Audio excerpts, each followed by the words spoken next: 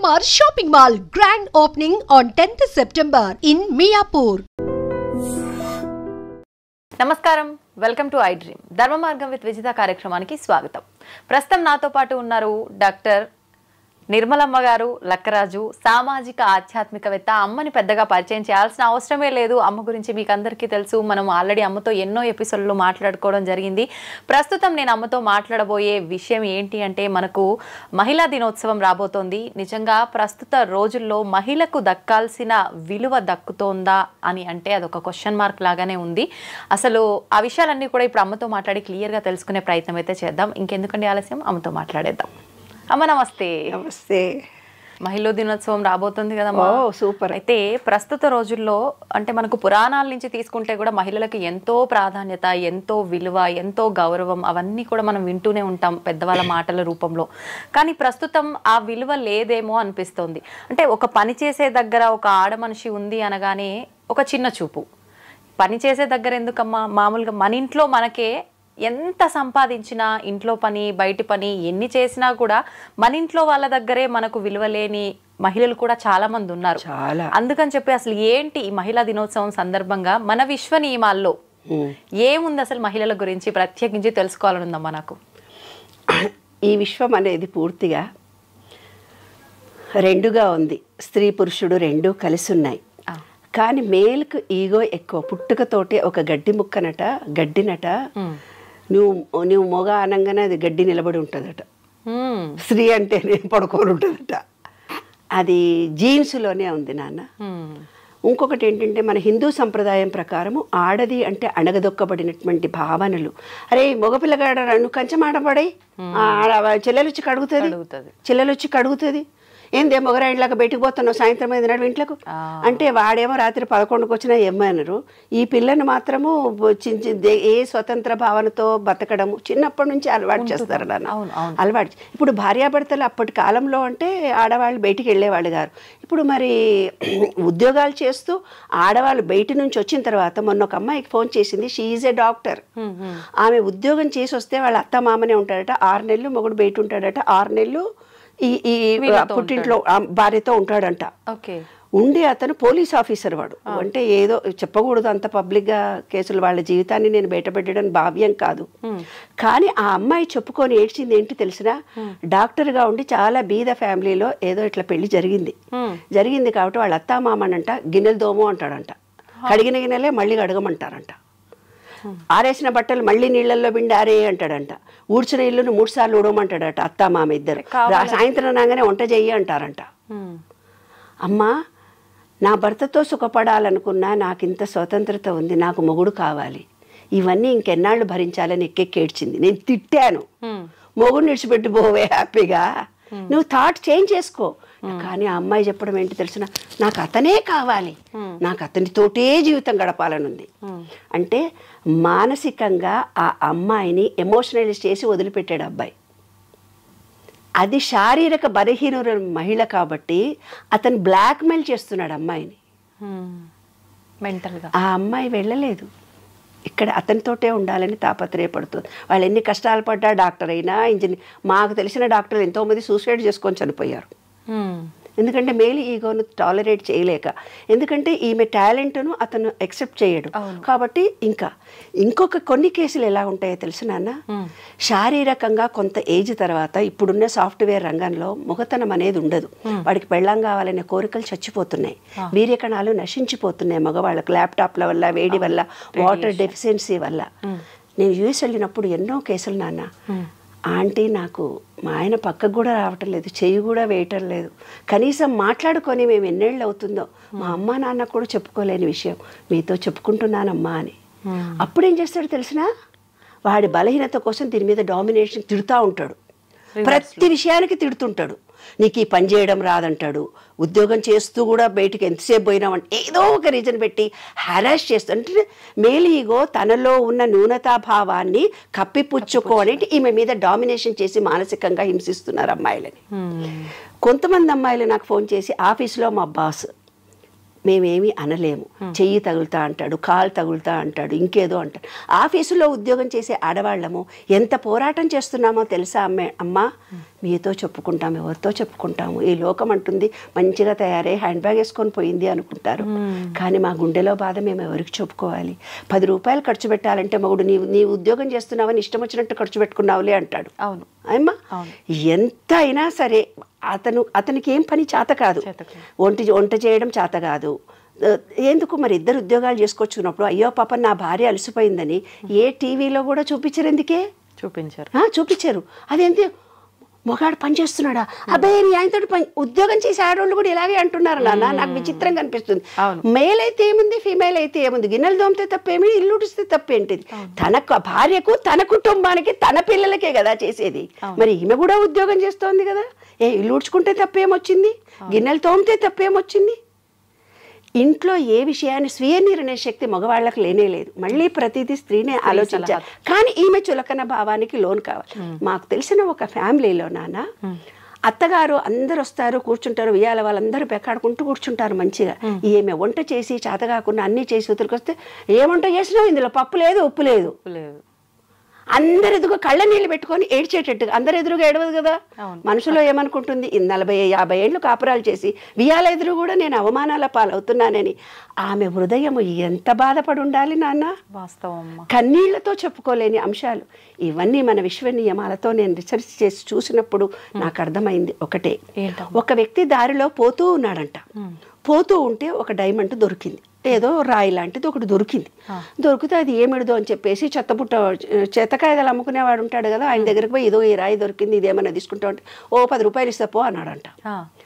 10 రూపాయలైనా అని వద్దు అనుకొని ఏం చేసిండట, కొంచెం ఎక్కువ ఇస్తే బాగుండు కదా, నాకు ఇవాళ అన్నం గిన్నె వండుకునే పైసలు కావాలనుకొని ఒక కోమటి ఆయనకు అమ్మాడంట.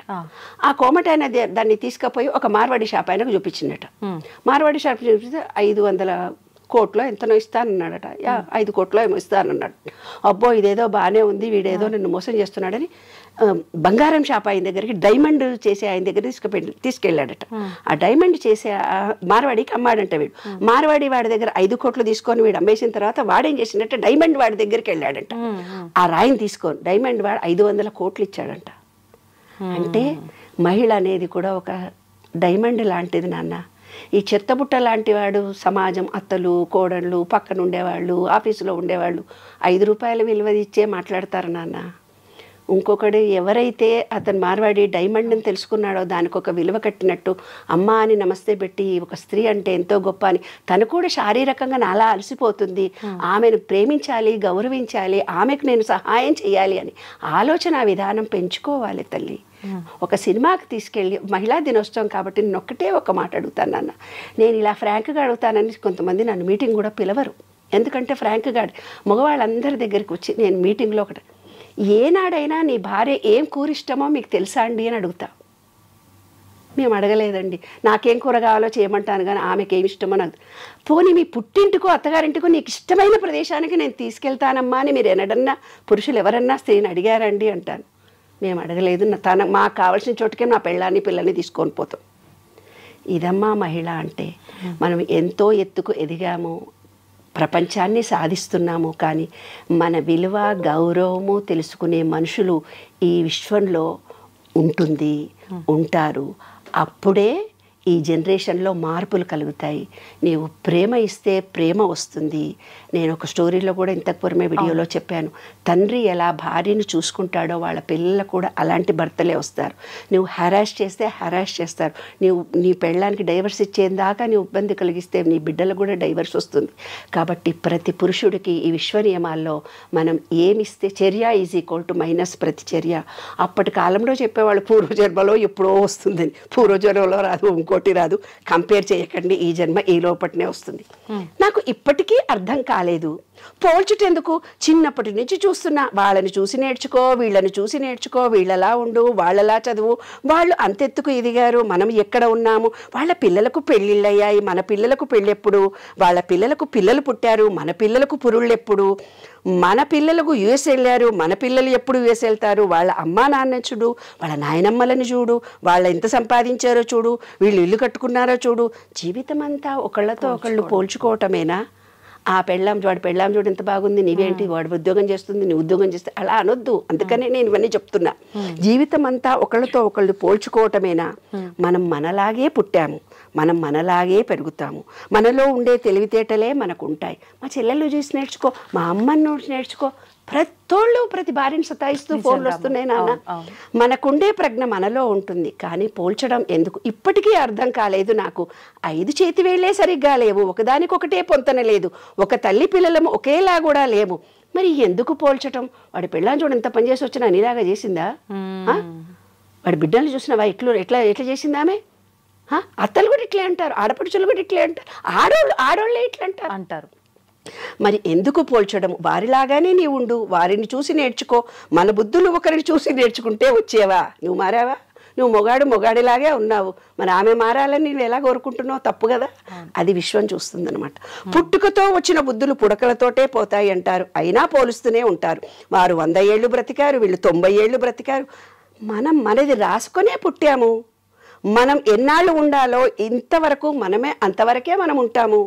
కొన్ని తెలివితేటలు మనకు ప్రత్యేకంగా వచ్చాయి, అయినా ప్రతిసారి పోల్చుటెందుకు? నాకు ఇప్పటికీ అర్థం కాలేదు. పోల్చుటెందుకో మనిషికి? ఎప్పటికీ నీవు నీవే, నీ ప్రజ్ఞ నీదే. అమ్మాయి, ప్రతి మహిళ తెలుసుకోవాల్సిన అంశం ఇది. ఎప్పటికీ నీవు నీవే, నీలో ప్రజ్ఞ, శక్తి అన్నీ నీవే. విశ్వంలో మహిళవమ్మ నీవు. ఎప్పటికీ నీవు నీవే, నీ ప్రజ్ఞ నీదే. ఎప్పుడూ నీకు పోల్చుకోకు ఇతరులతో. నీ ప్రజ్ఞని నీవు కోల్పోకు. నీకు నీవే అధికారివి, నీకు నీవే ప్రజ్ఞాకారివి. ఎప్పటికీ నువ్వు ప్రజ్ఞాకారివి. మహిళ లేకుంటే ఈ విశ్వమే లేదు. మహిళలు ఇప్పుడు మగపిల్లలకు ఆడపిల్లలు దొరకట్లేదు నాన్న. ఆ రోజుల్లో మేము ఆడపిల్లల పట్టుకొని సంబంధాలు కావాలని తండ్రులు తిరిగేవాళ్ళు. వాళ్ళ మగపిల్లలు తిరుగుతున్నారంటే ఎంత హరాస్ చేసి ఉంటారు ఆడపిల్లల్ని. అందుకే ఆడపిల్లల పుట్టుకలు తగ్గిపోయాయి కదా. కాబట్టి ఈ విశ్వంలో ప్రతి పురుషుడు, ప్రతి స్త్రీ తెలుసుకోవాల్సిన అంశం ఏంటంటే, ప్రేమ ఇస్తే ప్రేమ వస్తుంది. భయంతో జీవితం గడపకండి, ప్రేమించండి సంపూర్తిగా. ఆ ప్రేమను మీరు పొందండి. ఎవరిని హరాస్ చేసినా ఈ జీవితంలో ఇప్పుడే మనం అనుభవించాల్సి వస్తుంది. స్త్రీ పురుషులు ఇద్దరూ సమానమే. రాత్రి పగలలాగా, రాగద్వేషాల్లాగా, అన్న తమ్ముల్లాగా నేను గొప్ప అంటే నేను గొప్ప అంటూ ఏవీ లేవు. ఇద్దరూ సమానంగా ఉద్యోగాలు, ఇద్దరూ బాధ్యతలు పంచుకోండి. నేను మగాడినని కాలు మీద కాలు వేసుకొని టీవీ చూస్తూ, సెల్ ఫోన్ చూస్తూ కూర్చోకు. రోజు గంట సేపు 10 నిమిషాలు భార్యతో పక్కన కూర్చొని మాట్లాడు నాన్న. అంతకంటే ఎక్కువ స్త్రీ కోరుకునేది ఏంటి? మా కాలంలో అనేవాళ్ళు ఒక పువ్వులు తీసుకొని వచ్చి పెళ్ళానికన్నా ఇవ్వరాలి. అట్లా ఇవో సెల్ ఫోన్ చూడకుండా కూర్చొని భార్య పక్కన కూర్చొని కబుర్లు చెప్పండి. Sharing your ideas. నీవు ప్రేమతో ఆమెతో షేర్ చేసుకోండి. కమ్యూనికేషన్ ఇద్దరికీ పెరుగుతుంది. సంసారం ఆనందంగా, సంతోషంగా ఉంటుందమ్మా. ఇదే విశ్వ నియమం. మొన్న ఒక వీడియో చూసామ్మా, మీరు అన్నట్టు కూర్చొని మాట్లాడుకోండి అన్నారు కదా. మాట్లాడుకునే రోజులు తగ్గిపోయి మొబైల్కి అంకితం అయిపోయిన రోజులు ఎక్కువగా ఉన్నాయి కదా. హస్బెండ్ ఫోన్ చూస్తూ కూర్చున్నాడు, వైఫ్ వచ్చి, ఏజ్డ్ వాళ్ళే, వైఫ్ వచ్చి ఏదో మాట్లాడినా కూడా పట్టించుకోకుండా అదే పనిగా ఫోన్ చూసుకుంటూ కూర్చున్నాడు. ఆవిడొచ్చి సైలెంట్గా చేయబట్టుకొని తీసుకెళ్ళి సెల్ ఫోన్కి పసుపు కొమ్ము కట్టిపిస్తుంది ఆయనతోటి.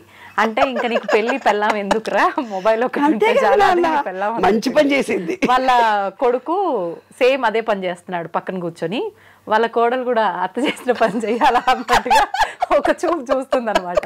అంటే మీరు చెప్పినట్టుగా నిజంగా మాట్లాడుకునే రోజులు పోయి మొబైల్కి ఒకటి అంకితం అనే కాదు, టైం ఉన్నా కూడా మొబైల్ చూడకపోయినా ఏం చూడకపోయినా కూడా ఒకరితో ఒకరు మాట్లాడుకునే ఈ సంబంధం అనేది చాలా తక్కువైపోయిందమ్మా నిజంగా. ఈ మనసులో ఒక స్త్రీ కోరుకునేది ఏంటి తెలిసిన, మనసులో తన కొంత ఫీలింగ్ కలుగుతుంది. ఆ ఫీలింగ్ను షేర్ చేసుకోవాలి. అప్పుడే మహిళ ఆరోగ్యంగా ఉంటుంది, ఆనందంగా ఉంటుంది, సంతోషంగా ఉంటుంది. పురుషుడు ఎప్పుడైతే ఆ స్త్రీతో మాట్లాడాడో ఇంట్లో వచ్చే చాకలోళ్ళకి చెప్పుకుంటారు తెలుసా, ఇంట్లో వచ్చే పని మనుషులకు చెప్పుకుంటారు తెప్పున. అందుకే ఇల్లీగల్ కాంటాక్ట్స్ ఎవరైనా పురుషుడు హ్యాపీగా అనగానే వాళ్ళకు లొంగిపోయి ఇల్లీగల్ జరుగుతున్నాయి కూడా ఇందువల్లనే జరుగుతున్నాయి. తన భర్త ఏదైతే తన భార్యను ఓపెన్గా కమ్యూనికేట్ చేయలేకపోతున్నాడో, కమ్యూనికేషన్తో తన బాధను తెలుసుకొని, ఏముంది నాన్న సరదాగా అలసిపోయావా అంటే చాలా ఒక మాట కరిగిపోతుందే మహిళ, ఎంత బాగా వండావే, ఏంటి ఇందులో ఉప్పు వేయలేదు అనగానే కోపం వస్తుంది. అరే ఎంతో కష్టపడి చేసావు కదా అని తను ఉప్పు వేసి వేసుకోవాలి. ఆమె తింటప్పుడు అనాలి, ఏంటండి ఇందులో ఉప్పు లేదు, మీరు నన్ను అడగలేదు అంటే ఆ ప్రేమ అమోఘంగా ఉంటుంది. అసలు మాట్లాడకపోతే చాలు. ఎస్, విమర్శించి మాట్లాడినప్పుడు హృదయం దెబ్బతింటుందమ్మా మహిళకి. ఆ కన్నీళ్లు వంశం పురుషులకు తగులుతుంది తల్లి. ఏ పురుషుడైనా 7 తరాలు వాళ్ళ పిల్లలు మనమలు ఆడతరం ఏదైతే సుఖపడటం లేదో ఇవాళ, అవన్నిటికీ కారణం ఒక మహిళకు కన్నీళ్లతో బాధ పెట్టడం, మనసును కష్టపెట్టడం, శారీరకంగా హింసించడం. ఏమ్మా, శరీరము మనసు మాటతో ఇబ్బంది కలిగిస్తే శరీరంతో చేసిన పాపం శరీరము, మాటతో చేసిన పాపం మాట. అనుభవించాల్సిందే. ఈ విశ్వ నియమాల్లో ఒకటి నాన్న. ఎన్నో చూస్తున్నాం అమ్మ ఈ రోజుల్లో. ఏ పని చేయకుండా కాళ్ళు చేతులు అన్నీ కరెక్ట్గా ఉండి ఇంట్లో ఉండి భార్య సంపాదించుకొస్తే తిని కూర్చుంటూ కూడా భార్యని కొట్టి ఇబ్బంది పెట్టే మగవాళ్ళు కూడా చాలా మంది ఉన్నారంటే మహిళల పరిస్థితి అసలు ఏంటి అని. నాకు కొత్తగా అమ్మాయి వచ్చింది, పనమ్మాయి వచ్చింది. పనమ్మాయి వస్తే చాలా చిన్నగా ఉంది అమ్మాయి. ఏంటే ఎంతమంది పిల్లలు అన్నా, 5 అమ్మా అంది. రియల్లీ నేను ఆశ్చర్యపోయినా. ఏంటే మరి 5 పిల్లలు, మీ ఆయన నువ్వు ఏం చేస్తాడే మీ ఆయన అంటే, ఏం పని చేయడమ్మా, తాగి కూర్చుంటాడు చెట్ల కింద. మరి 5 పిల్లల్ని నీవు ఎలా తప్పదు కదమ్మా, యేసు ప్రభువు నాకు ఇచ్చాడు, నేను ఆ ప్రభువు ఇచ్చిన జ్ఞానాన్ని నేనే భరిస్తున్నాను అంటోంది. చూసావా నాన్న, ఆ మొగుడు ఏం చేశాడంటే నాకు దారిలో కనిపించి నేను ఏదో బ్యాగులు మోసుకొని పోతుంటే, బాబు వస్తావా నువ్వు తీసుకొని మా ఇంటి దాకా అని అన్నాను. ఎవరో అతను తెలియదు, నాకు తెలియక ఆ బ్యాగులు ఇచ్చాను. అతను మోసుకొని వస్తూ కొంచెం దూరం పోయి కింద పెడుతున్నాడు, కింద పెట్టి మళ్ళీ ఎత్తుకుంటున్నాడు ఆ బ్యాగులను. అదే ఆ అమ్మాయి 5 ఇళ్లలో ఇంట్లో పనిచేసి వచ్చి ఎంత పని చేస్తోంది. ఈ విధవ తాగి తన శరీరాన్ని పాడు చేసుకొని 2 బ్యాగులు కూడా అక్కడి నుంచి ఇక్కడ దాకా ఎక్కువ దూరం కూడా కాదు, కొంచెం దూరం వచ్చి కింద పెట్టాడు. నా చేతులు లాగుతున్నాయా, సారీ బెటా అన్నాను నేను. అంటే అవునమ్మా అంటున్నాడు. అంటే గుండ్రాయి ఏమన్నా మా భర్త అని చెప్పినాక, అదేంటి గుండ్రాయిలా బాగానే ఉన్నాడు కదే, బ్యాగులు కూడా మైలేవు, అంతే అమ్మ తాగి చచ్చిపోతున్నాడు అని చెప్తా. అట్లా ఊర్లలో కూడా నాన్న సంసారాలు విచ్ఛిన్నం కావడానికి ఈ డ్రింక్సే కారణం. ఏంటంటే అప్పుడు మగవాళ్ళు ఒక్కళ్ళే తాగేవాళ్ళు, ఇప్పుడు ఆడవాళ్ళు కూడా తాగుతున్నారు. మగ మొత్తం తాగేసరికి ఏమవుతుంది, పిల్లల పోషణ రక్షణ కరువైపోతుంది. కాబట్టి ప్రతి వాళ్ళు కూడా భార్యలను ప్రేమించండి. డ్రింక్స్ కానీ వేరే అలవాట్లకు లోను కాకుండా కుటుంబం అనేది మన భారతీయ సంస్కృతిలో ఎంతో గొప్పది. ఈ కుటుంబ వ్యవస్థ అనేది చాలా గొప్పది. ఈ కుటుంబాలు చిన్నాభిన్నం కాకుండా ఉండడానికి మీ వీర్యకణాలు స్త్రీ లక్షణాలు, పురుషుడికి పురుష లక్షణాలు. నీరు ఎక్కువ తాగండి. నీరు ఎక్కువైతే తాగుతారో వాళ్ళకి భార్యాభర్తల అనుబంధాలు ప్రేమలు పెరుగుతాయి, రిలేషన్షిప్ పెరుగుతుంది. కాబట్టి వాటర్తో అనుబంధాన్ని పెంచుకోండి. విశ్వ నియమాల్లో అదొకటి. వాటర్ స్వాదిష్టాన చక్రం వీక్గా ఉంటే సంసారాలు చిన్నాభిన్నం అవుతాయి. ఆ స్వాదిష్టాన చక్రము అంటే నీరు తాగాలి కరెక్ట్గా. 72% వాటర్ మన బాడీలో లేకుండా డీహైడ్రేషన్ కలిగినప్పుడే రిలేషన్షిప్స్, మొగడికి వీర్యం ఉండదు, మగ పిల్లలకి, ఆడవాళ్ళకు కూడా ఆడతనం ఉండదు. కాబట్టి అన్యోన్యత ఉండాలంటే నీటితో అనుబంధము. చక్కగా స్విమ్మింగ్ పూల్లో కూడా కాసేపు ఉండండి, నీళ్లతో 2 పూటలా చక్కగా స్నానాలు చేయండి. సఫిషియెంట్గా మీరు మీ పిల్లలు తగినంత నీరు తాగండి. నీరు అనేది అనుబంధము, రిలేషన్షిప్. అదే విశ్వరూప దాంట్లో చూపిస్తారు చూడన్నాను. విష్ణువు పడుకొని ఉంటాడు, లక్ష్మీదేవి కూర్చొని ఉంటుంది. విష్ణువు అంటే గాలి, లక్ష్మి అంటే నీరు. ఇప్పుడు ఏదో చూపించేసి అమ్మగాయన పడుకొని ఉంటాడు, ఆమె కాళ్ళు అవుతుంది, అదంతా ఉత్తుగా ఇమాజిన్ చేసుకున్నటువంటి అంశాలు. నీరు అనేది మెయిన్, అదే లక్ష్మీదేవి, అదే రిలేషన్షిప్స్. అంటే నీటిలో నీటి ఆవిరి, గాలిలో నీటి ఆవిరి ఆవిడ. కాబట్టి చక్కటి గాలిని పీల్చుకోండి, ప్రకృతిని ప్రేమించండి. మిమ్మల్ని ప్రతి మహిళకు నేను చెప్పేది అదే నాన్న. మన శరీరంలో 36,000 కండరాలు నరాలు. మీరు ఒక థాట్ ఫీలింగ్ రిలీజ్ చేయగానే అవి చాలా బాధపడతాయి. వాటన్నిటిని కూడా ప్రేమించాలి. కాబట్టి మన కండరాలను నరాలను ప్రేమించుకోండి. తప్పనిసరిగా బ్లడ్ టెస్టులు చేయించుకోండి. కావినంత సూర్యరశ్మి కిరణాలు తగిలేటట్టుగా ఉండండి. భూమిలో చెప్పులు లేకుండా భూమిలో ఉండండి. ఈ ప్రకృతిని ప్రేమించండి, ప్రేమను పొందుతారు. శాంతిగా ఉండండి. కుటుంబాలు ఆనందంగా సంతోషంగా ఉండాలని మనస్ఫూర్తిగా కోరుతూ మీ శరీరాన్ని మీరు ముందు ప్రేమించుకోండి. మిమ్మల్ని మీరు పురుషుడు కానీ స్త్రీ కానీ తనని తాను ప్రేమించుకోవడం ఎప్పుడైతే తెలుస్తుందో ఎదుటి మనిషికి ప్రేమ అందించడం తెలుస్తుంది. ఎదుటి మనిషికి ప్రేమ ఎప్పుడైతే నీవు అందిస్తావో ఈ విశ్వం మొత్తం నిన్ను ప్రేమిస్తారు నాన్న, అప్రిసియేషన్ చేస్తారు. అదే విశ్వసూత్రం.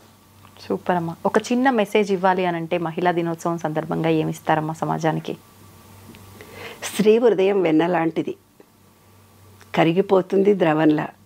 స్త్రీ ఉదయం పాషాణంలా ఉంటుంది. కఠినంగా నువ్వు మాట్లాడితే గుప్పిడి మూసిందంతేలేమ్మా. ఆ సముద్రం అక్కడ ఒక మహిళ హృదయము గుండె బద్దలైంది, అక్కడ సునామీ వచ్చింది అని రాసింది. ఈ విశ్వంలో ఒక్క మహిళలు బాధపడుతూ ఉంటే అక్కడ సునామీలు వస్తాయంట. అంత గొప్ప శక్తిమంతురాలమ్మ మహిళ అంటే. అమ్మవారి స్వరూపం మహిళ. స్త్రీలను గౌరవించాలి, ప్రేమించాలి. ఆడపిల్లలే మహాలక్ష్మీదేవులు, పాజిటివ్ ఎనర్జీ తల్లి. మగవాడంటే నెగటివ్నే, స్త్రీనే పాజిటివ్. కాబట్టి ప్రతి స్త్రీ ఆనందంగా సంతోషంగా ఉండాలి ఎప్పుడు. నిజంగా చాలా మంచి మాట చెప్పారమ్మా. కానీ ప్రస్తుతం ఆడపిల్ల లేనిది, అసలు ఆడ మనిషి లేనిదే అసలు ఈ సృష్టే లేదు. అట్లాంటిది ఆడపిల్ల అని తెలియగానే ఎంతోమంది వద్దు అనుకోవడం ఏంటమ్మా, ఓట్లగింగ్ చేస్తారు మా ఊర్లలో అయితే. అయ్యో, ఓట్లగింగ్ చేసి చంపేస్తారు. ఆడపిల్ల పుట్టిన ఆడే ఓట్లగింగ్ చేతురే అని నేను పాటలు రాశాను. ఆడపిల్ల పుట్టిందని కడుపులు దించేసి వస్తారు. ఎందుకంటే ఈ రోజుల్లో టెక్నాలజీ పెరిగిపోయింది కాబట్టి, అందుకే ఎవరికి మగాళ్ళకి ఆడపిల్లలు దొరకట్లేదు. ఒక స్త్రీ సంతానాన్ని మీరు ఎప్పుడైతే హత్య చేస్తారో ఇంకా తర్వాత తరాల వాళ్ళందరికీ ఆడపిల్లలతో హింసించబడతారు. ఆ వంశమంతా స్త్రీ శాపం ఉంటుంది. పసిబిడ్డను 3 నెలల కడుపును తీసేసినా కూడా అది బాధపడుతుంది. అది కూడా హత్యనే. ఏ రకంగా చేసినా హత్యనే. చెట్ల కింద పడేసినానంటారు, ఇంకెక్కడో పడేసినామంటారు, పిల్లల్ని వదిలిపెట్టిపోతున్నారు. ఇవన్నీ ప్రకృతికి విరుద్ధంగా జరుగుతున్న అంశాలు. కాబట్టి మనకు ఏదైతే భగవంతుడు ఇచ్చాడో అది మన కోసమే ఇచ్చాడు, దాన్ని యాక్సెప్ట్ చేయాలి. కొంతమంది ఫోన్ చేసి మాకు చాలా కష్టాలు, నేను ఎక్కెక్కి ఏడుస్తారు. భర్త చనిపోయాడని ఏడుస్తుంటారు, యాక్సిడెంట్లైనా ఏడుస్తుంటారు, డబ్బు లేదని ఏడుస్తుంటారు. ఎన్నో రకాలైన సమస్యలతో ఉన్నది ఈ ప్రపంచమంతా. అందరూ ఏదైతే నీకు ఇచ్చాడో దాన్ని యాక్సెప్ట్ చేస్తే ఇంకో మంచి జరుగుతుంది నాన్న. దాని నుంచి పారిపోవాలని ప్రయత్నం చేస్తున్నాము, దాని నుంచి తప్పించుకోవాలని చేస్తున్నాము. అది విశ్వ నియమంలో ఒక రూల్. యాక్సెప్ట్ చేయాలి. ఆ బిడ్డ పుట్టిన తర్వాత బతుకుతుందో పోతుందో, అది ఎలా జీవిస్తుందో మనకు తెలియదు. దాని అదృష్టం వల్ల మన ఇంట్లో కాలు పెడితే ఏమన్నా కలిసి కూడా రావచ్చు, మనం చెప్పలేం కదా. విశ్వం ఏదో నీకు నేర్పడానికి వస్తే నువ్వు ఉల్టా చేసావు, ఆ పాపంగా నువ్వు మిగిలిపోయావు. పాపం అంటుకుంటుందమ్మా. నిజంగా వాస్తవం అమ్మ. మీరు చెప్పిన మాటలన్నీ కూడా కళ్ళకు కట్టినట్టుగా, అంటే మనం ఇంటి పక్కన వాళ్ళదో, ఇంట్లో పని చేసే వాళ్ళదో, ఇరుగు పొరుగు ఎవరిదో ఒకరిది చూస్తూ ఉంటాం ఇలాంటి స్టోరీస్ కదా. కళ్ళకు కట్టినట్టుగా కనిపిస్తున్నాయి మీరు మాట్లాడుతుంటే. ప్రతి ఒక్కటి కూడా వాస్తవం కదా అన్నట్టుగా. నిజంగా ఈ మాటల ద్వారా అన్న కనీసం ఒక్కరిలో అన్నా మార్పు వస్తే నిజంగా దానికి మించిన సంతోషకరం ఇంకొకటి ఉండదమ్మా. అదే అనుకుంటున్నా. ప్రతి మహిళ ఆనందంగా సంతోషంగా ఉండాలి. పురుషుడు తప్పు చేయకుండా ఉండగలగాలి. తన భార్యను, తన బిడ్డలని, తన తల్లిని అపురూపంగా ప్రేమించాలి. స్త్రీ సంతానం కలగడం అనేది భాగ్యంగా భావించాలి. ఎందుకంటే పురుషుడికి భార్య చనిపోతే వాడు పిచ్చోడైపోతాడు. అదే స్త్రీకి భర్త చనిపోయినా పిల్లల్ని పోషిస్తుంది. ఎన్ని చూస్తున్నారమ్మా, ఇన్ని సినిమాలు చూస్తున్నారు, కథలు చూస్తున్నారు. పురుషుడు అనేవాడు అసమర్థుడే, ఎప్పటికీ అసమర్థుడే. కానీ అతను తోడు లేకుంటే స్త్రీ అసమర్థురాలు. విషయం అది అమ్మా. కాబట్టి తప్పనిసరిగా ప్రతి స్త్రీకి ఒక పురుషుడు తోడు ఉండాలి, పురుషుడికి ఒక స్త్రీ తోడు ఉండాలి. శివుడు పార్వతులే అర్ధనారీశ్వర తత్వం అందుకే చూపించారు. అరే బాబు, ఒక స్త్రీ రా, ఇది పురుషుడు రా, నీలోను కూడా ఇద్దరున్నారా అని. సంతోషం అమ్మ, చాలా మంచి విషయాలు తెలియజేశారు. ధన్యవాదాలు. థ్యాంక్ యూ వెరీ మచ్ నాన్న. ఈ వీడియో చూసే ప్రతి ఒక్కళ్ళు కూడా మిమ్మల్ని మీరు ప్రేమించుకోండి. విశ్వంలో ప్రతి ఒక్కళ్ళని ప్రేమించండి. ఆడవాళ్ళని చులకనగా చూడకండి. ఆ వజ్రంలాగా ఉండే వాళ్ళని వజ్రము విలువ కలిగి ఇచ్చినట్టయితే కనుక మీరు గొప్పవాళ్ళు అవుతారు. ఎందుకంటే ఆ వజ్రము విలువ తెలుసుకున్న మనిషి ఆమెతో అలా ప్రవర్తించి మాట్లాడతాడు.